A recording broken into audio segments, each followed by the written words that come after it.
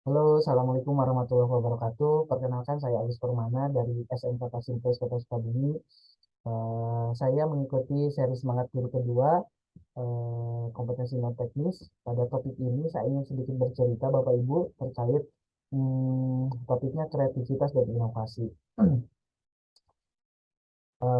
Pengalaman saya setelah mendapatkan beberapa materi begitu dari pembicara terkait kreativitas begitu Bapak Ibu, yang mana kita diajarkan bahwa bisa meneruskan muncul-muncul ide atau yang orisinal orisinal ini adalah yang sifatnya sehari-hari gitu, yang berbagai situasi sehingga kita dapat memberikan manfaat yang yang yang dirasa kegiatannya yang sering kita lakukan begitu, tidak kemudian kondisional begitu. Jadi kemampuan kreativitas ini adalah hal yang terus-menerus memunculkan ide-ide yang orisinal begitu, dan juga yang sifatnya sehari-hari, berbagi situasi sehingga dapat memberikan manfaat bagi diri ataupun juga maupun di sekitar begitu. Dan juga saya belajar dalam kreativitas atau inovasi ini bagaimana kita memilih atau memilah, ya, ditunjukkan mispersepsi begitu tentang bagaimana membangun kebiasaan kreatif, misalkan eh, atau yang dirasa misalkan kegiatannya pernah atau terbiasa begitu, ya, kritik belum tentu mendukung ide, keberkembangan ide begitu, terus memuji ide juga belum tentu mendukung pengembangan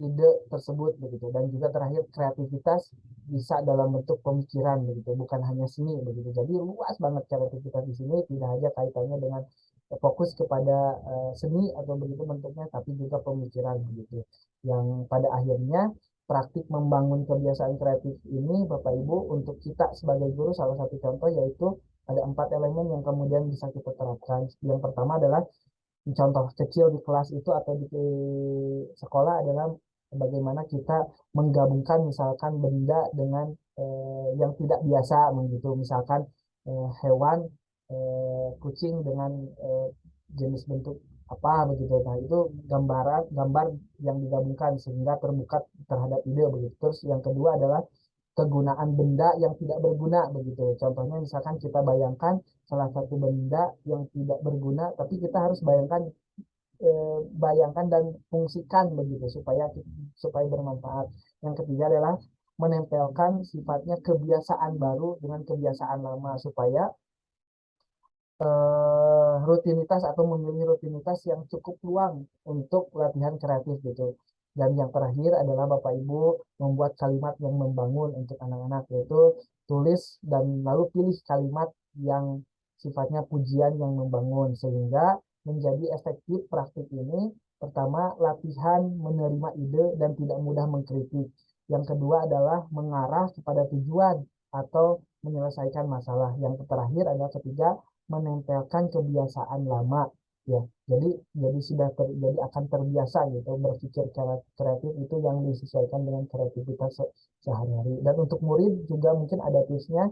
Dengan lembar kerja ini saya sangat dibantu. Pertama mungkin kita harus pilih waktu yang tepat latihan untuk murid begitu, untuk latihan kreatif dengan murid. Kedua, modifikasi tadi kebiasaan 4 elemen tadi, yang kemudian untuk melatih kreativitas murid. Yang terakhir adalah berikan kalimat-kalimat yang membangun pada murid sehingga hasil latihan misalkan pada murid ini yang sehingga anak-anak kita bisa menjadi lebih kreatif dan bisa berpikir kreatif dan inovasi seperti itu, dan akhirnya menjadi efektif karena apa? Satu, membangun kebiasaan baru pada murid. Kedua adalah menyesuaikan kondisi emosi anak.